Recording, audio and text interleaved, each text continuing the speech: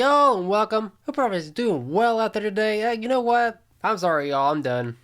Today's my last forecast. Goodbye, everybody. See you later. Goodbye. April Fools, everybody. Had y'all fooled. I ain't stepping away, y'all. Not unless y'all quit watching. But enough of the shenanigans. Let's go ahead and get into today's forecast, as we got some severe weather to deal with, on top of some winter weather, which really, the winter weather ain't gonna last all that long. It's gonna last through later today. But let's go ahead and get into the severe weather aspect of today, as we have an enhanced risk issued from northern Texas up into Indiana. The slight risk surrounding that, and a marginal risk surrounding that as well. All hazards are going to be possible today, with a pretty significant tornado chance, as there is this 10% hatched area over here from Oklahoma up into Illinois, with the 5% surrounding that, and of course the 2% is in the green as well. As far as damaging wind threat goes, there's a 30% chance from Indiana down into Oklahoma, with a 15% chance from Texas up into Ohio and West Virginia, and of course 5% chance around that as well. As far as large hail threat goes, pretty significant chance, as there is a 30% hatched area and a 15% hatched area from Illinois down into Texas. So it's looking like hail and tornadoes are going to be the primary threat, although damaging winds is also a pretty significant threat as well. Then as we move off into Tuesday, we can see that there's another enhanced risk issued from Kentucky down into Tennessee, with a slight risk around that. As far as tornado threat goes, just like here on Monday, got a 10% chance from Kentucky down into Tennessee, 5% chance around that, and 2% in the green. Damaging winds, same story, 30% chance within that enhanced risk zone, 50% in the yellow. Large hail threat goes, the smallest threat of the three is there's 15% from Ohio down into Mississippi and Alabama. And then as we move off into hump day, we got a marginal risk from New Jersey down into North Carolina, and even Florida is in the marginal risk zone as well. So let's go ahead and take a look at the timing of when you could expect the worst of the severe weather for the next 3 days. And to take a look at this, we're going to have to take a look at the HRRR model first. Now, I don't think I'm going to go in depth with today's forecast. I think I'm just going to show you all the timing, the significant tornadic parameters, and possibly what the jet stream is going to be looking like, because I don't want to bore y'all. We tried to make weather forecasting fun and informative here, and that's what we are going to do. Now, keep in mind that date and time is up here if you ever want to keep track. And as we push this forward, we see there's going to be some clusters of storms over here by Indiana. Could be some severe weather through the early afternoon hours up there. But then as we move further into the day, into the late evening hours tonight, it's looking like down here in Oklahoma, could be dealing with a little bit of a squall line. Could be some embedded supercells in that as well. That's why they issued that 10% chance for tornadoes here in this area, because there could be embedded supercells within this line here. And of course up here by Indiana as well.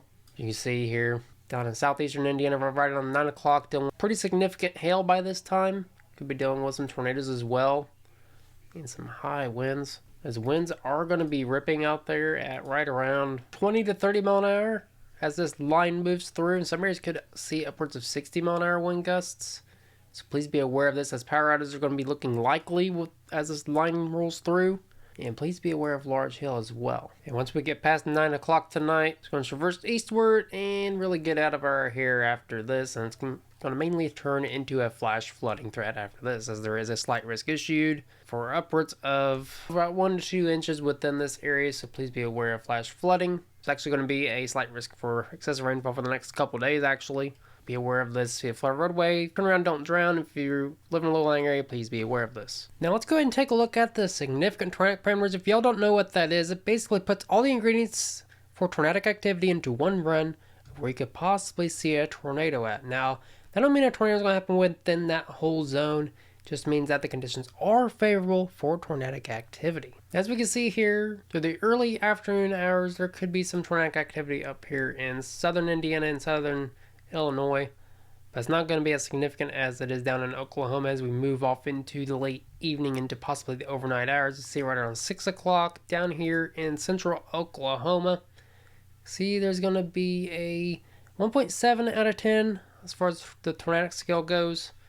So definitely it's going to be looking like this could be a nocturnal tornadic event today. So be hyper weather aware. Make sure you have a way to get a warning via phone, weather radio, just any way. Just make sure you have a way to get alerted, know where to go when that tornado warning goes off, and again, please remain hyper weather aware.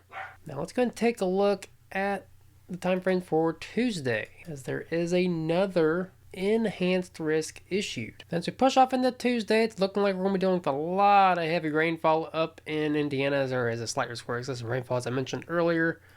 Could be some severe weather through the early morning hours up here by the Ohio River.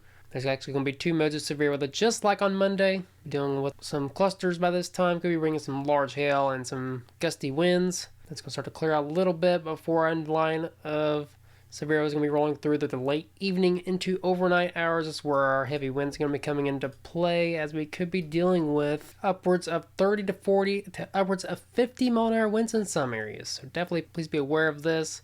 So there could be some potential power outages, and make sure you put up anything you don't want blowing around, as damaging winds can actually be more dangerous than tornadoes actually. And it looks like once we get past 9 to 10 o'clock, it's going to start to fizzle out and mainly become a flooding threat after that. So let's go and take a look at the significant tornadic parameters. Take a look at where the greatest chance of seeing a tornado could possibly be. As we can see, right around 5 o'clock in the morning, as I said earlier, looking like there could be 2 modes of severe weather, one through the early morning hours and then another one through the late evening hours. It's looking like early morning hours is going to occur up here by the Ohio River. That's going to fizzle out, and then as we move off into the late evening hours, we can see the tornadic parameters are going to be off the charts over here, eastern Indiana and western Ohio, right around a 4 out of 10. As I said earlier, the tornadic parameters can be off the charts, but if there's no severe weather, then there's not going to be any tornadoes happening, because mainly the ingredients are going to be favorable, but there's no storms in the area, then there's not going to be a tornado, of course. But in this case, there's actually going to be a line of storms by this time. And also, as I said earlier, tornadoes can happen on low-end days, so please, up here in eastern Indiana and western Ohio tomorrow, please be hyper weather aware.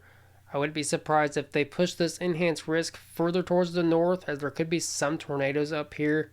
Again, over here by Muncie and Dayton, Richmond area. Definitely, again, please remain hyper weather aware tomorrow. It's looking like tomorrow's going to be a more significant day than here on Monday. Now, of course, down here in Kentucky, where the main risk is tomorrow, push this to right around 8 o'clock. We can see that really a 1 out of 10, surprisingly. So yeah, I would not be surprised if you're up here in eastern Indiana, western Ohio. There could be some significant tornadoes over there compared to down here in Kentucky and Tennessee, where it's looking like it could be mainly a high wind threat down here in Kentucky and Tennessee. Just, again, the next couple days, please remain hyper weather aware, as winds and hail and tornadoes are going to be the primary threats. So let's go ahead and move off into hump day, as there is a marginal risk from New Jersey down into North Carolina and even down here by Florida. Let's go and take a look at Weather Bell for this. Now, although it's a low-end threat day on hump day, it's looking like we could be dealing with some pretty significant severe weather on that day. And it's not going to be anything like Monday or Tuesday, but still,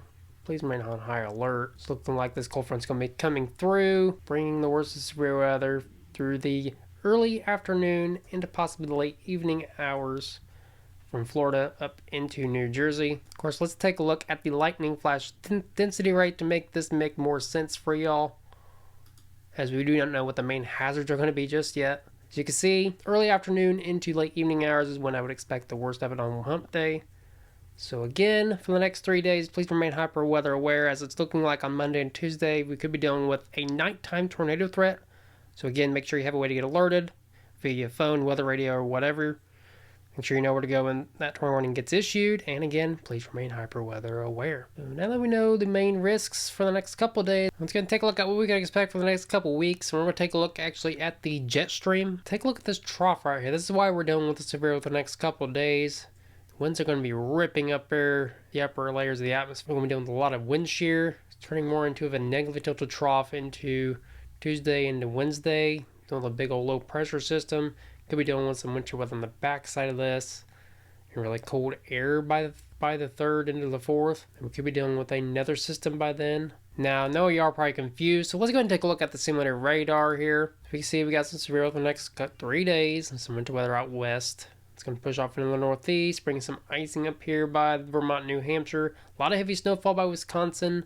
And over here in the Panhandle of Michigan, a lot of heavy snowfall in the northeast by Thursday. A lot of heavy snowfall out west as well. Drying out up here in the central part of the country before another system starts to form by the 7th. Now this is right around the time of the solar eclipse.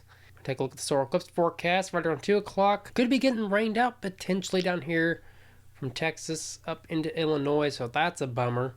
Now, of course, I will have an official solar eclipse forecast out possibly next Sunday, so make sure you are subscribed down below if you're on YouTube, and follow if you're on Rumble, and make sure you follow my social media pages as I do daily with updates on there as well. So we'll keep y'all informed on what you can expect for the solar eclipse.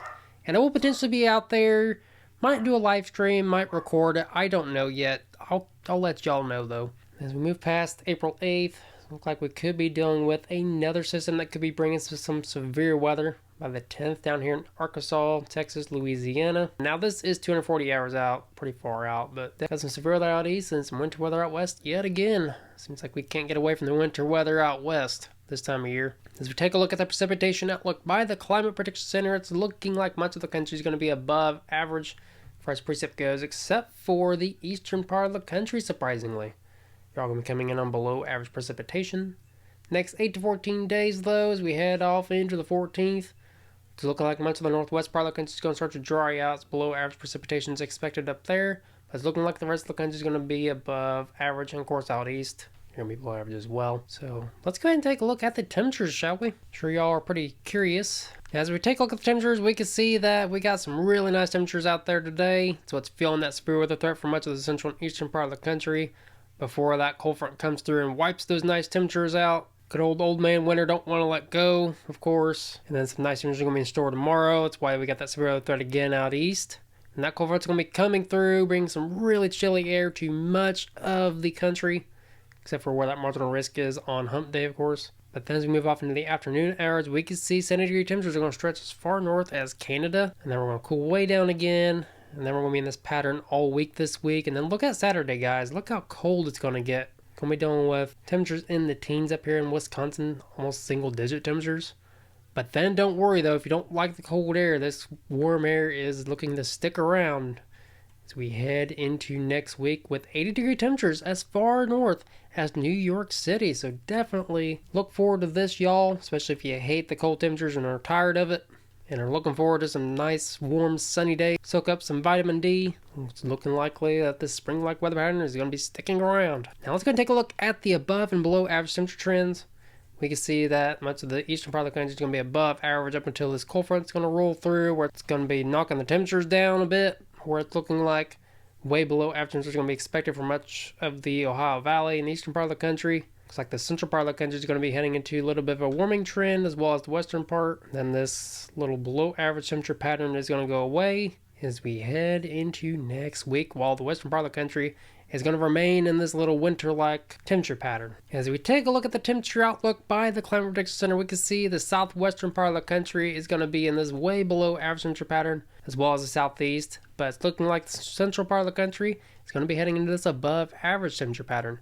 Next 8 to 14 days, it's looking like much of the country is heading into the spring-like temperature pattern, with much of the country being above average, except for from Arizona over into Southern California, up into Montana, as well as Alaska and Hawaii. So definitely look forward to a spring-like weather pattern, y'all. And I got a mid-video update on that severe weather. I know this video is probably long enough, and I'm sorry about that, but it looks like the Storm Prediction Center has issued a moderate risk over here in Oklahoma. Now, the timing is still the same. It's looking like late evening into overnight hours when you could expect that, as I show y'all a quick overview of the HRRR model. Now, as I put the HRRR model for y'all, I'm not going to go over this in depth. I just showed y'all this earlier, but as you can see, it's going to be occurring through the late evening into overnight hours tonight. So again, make sure you're hyper weather aware if you live over here by Oklahoma. As I was showing y'all, the tornadic parameters were about 2 out of 10. So again, hyper weather aware, know where to go when that tornado warning goes off, and have a way to get alerted.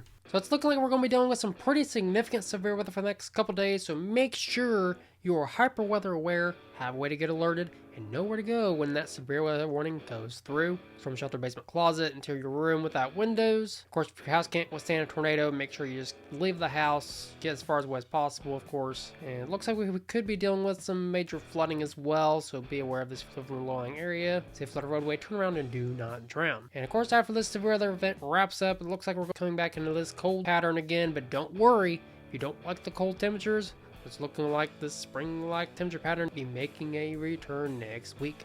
So get ready to soak up some vitamin D, y'all. And it looks like on the solar eclipse, it could be ruined, as it's looking like we could be dealing with some rain amongst much of the solar eclipse viewing area. But don't worry though, this is subject to change. It's pretty far away from now still. And I will have further updates on X and Facebook, so make sure you are following those pages. And I might have a live stream, or I might just post a video about it during the Solar Eclipse Day. But I'll let y'all know, and I'll have a video out the day before.